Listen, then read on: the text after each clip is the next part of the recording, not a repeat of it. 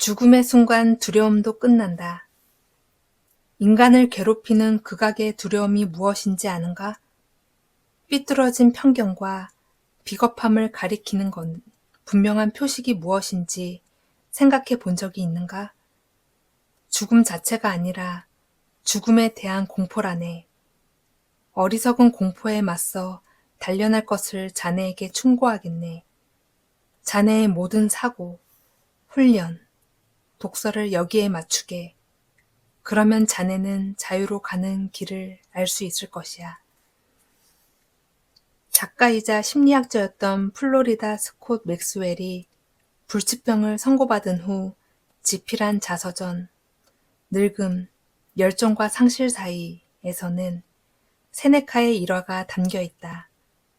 네로의 명령을 듣고 온 집행인에게 무릎을 꿇고 간청하는 가족과 친구들에게 세네카는 준엄한 목소리로 꾸짖었다.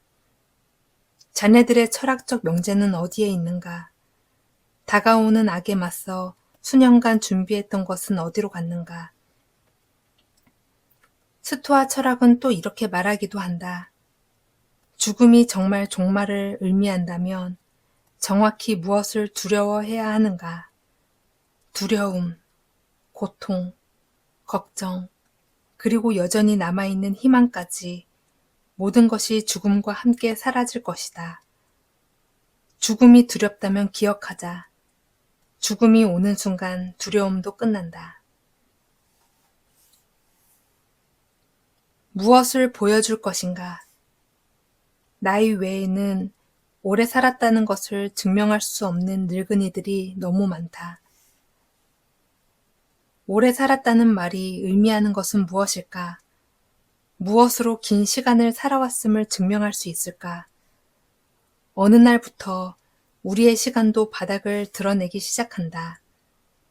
나에게 주어진 시간을 이렇게 보냈지 라고 말할 수 있다면 괜찮은 삶이 될 수도 있다.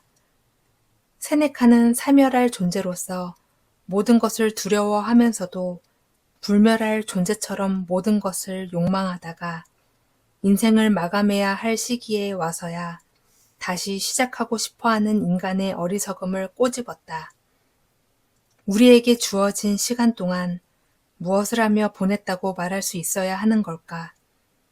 그냥 살아오지 않고 충분히 살아왔음을 어떻게 증명할 수 있을까?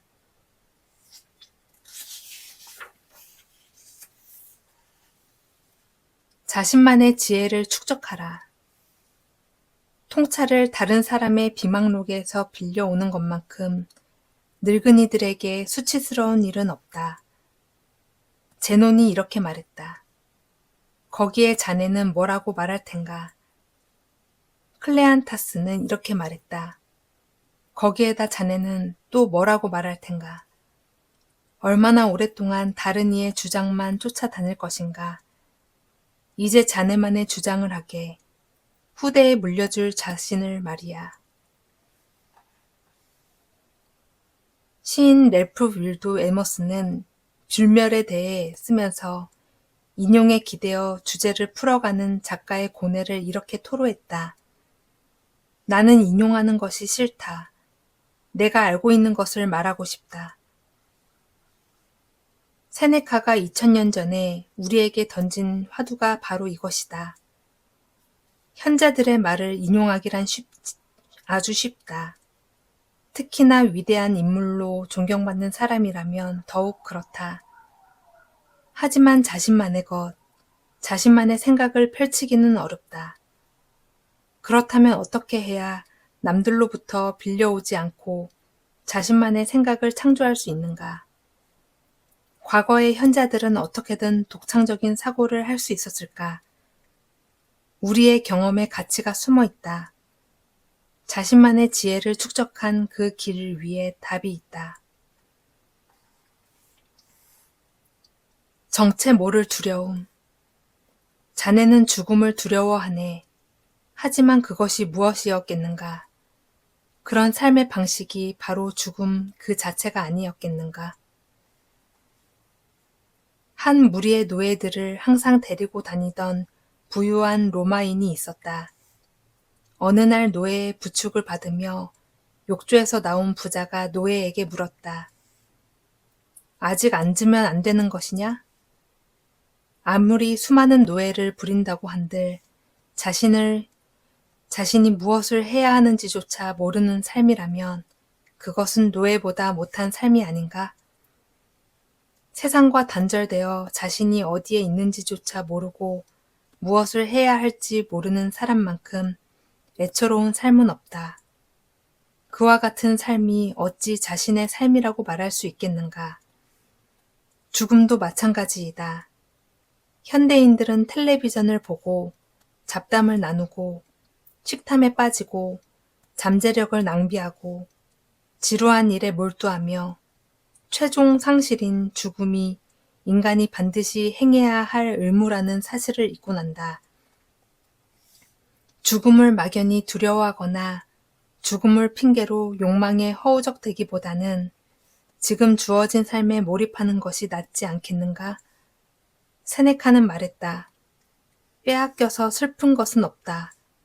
그러나 이룬 것 하나 없이 그저 늙었다는 이유로 가야 한다는 것은 진실로 슬퍼해야 할 일이다.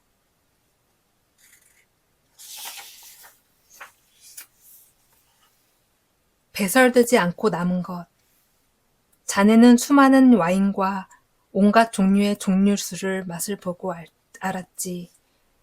하지만 100통이나 수천 통이 자네의 방광을 지나갔다는 의미에서 그것들이 무슨 차이가 있는가? 자네는 단지 알코올을 걸러내는 걸음막이었을 뿐이었네. 세네카의 시대에도 허세를 부리며 와인을 즐기는 자를 경멸하는 표현이 있었다. 그는 고상한 척 하는 속물에게 경고하고자 했다. 위와 같은 세네카의 표현은 진귀한 음식이나 첨단 제품, 명품에 집착하는 현대인에게도 그대로 적용된다. 누구나 재미와 쾌락을 가져다 주는 것을 즐기고 싶어 한다. 하지만 더 많이 맛보고, 더 많이 소비하고, 더 많이 모으는 것이 과연 삶을 빛나게 하는 것일까? 그런 것들은 모두 금방 육신을 지나간다. 그것들이 지나가고 남은 것은 공허함 뿐이다.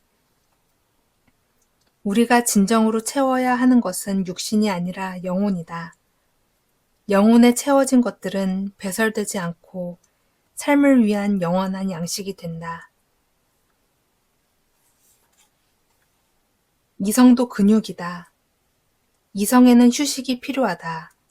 좋은 휴식 뒤에 도약이 일어날 수 있으며 더욱 날카로워질 수 있다. 마치 좋은 경작자가 휴지가 없이 경작이 되었을 때 비옥함을 빠르게 잃는 것과 같다. 휴식을 취하지 못한 이성은 무디어진다. 모루 위에서 쉼없이 망치를 두들기면 팔이 골절될 수 있는 것과 같다.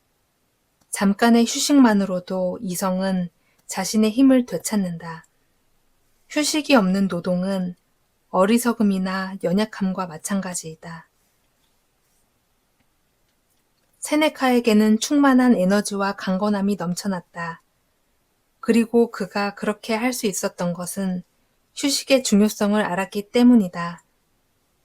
휴식에 대한 그의 철학이 엄격한 스토아적 실천과 정밀한 탐구 사이에 적절한 균형을 가져온 것이다. 이성도 근육이다. 이성을 통해 인내력을 발휘하고 집중하고 창조적인 돌파구를 찾아내려 한다면 반드시 휴식이 필요하다. 세네카가 말하는 휴식이란 아무것도 하지 않는 시간을 뜻하지는 않는다. 그는 휴식에 대해 이렇게 말했다. 자주 자신에게로 돌아가야 한다. 고독과 일을 번갈아 행해야 한다. 고독은 사람을 그리워하게 만들며 일은 자신을 그리워하게 만든다. 서로가 서로를 치유해 준다. 자신의 내면과 만나는 것. 이것이 세네카가 말하는 휴식의 의미이다.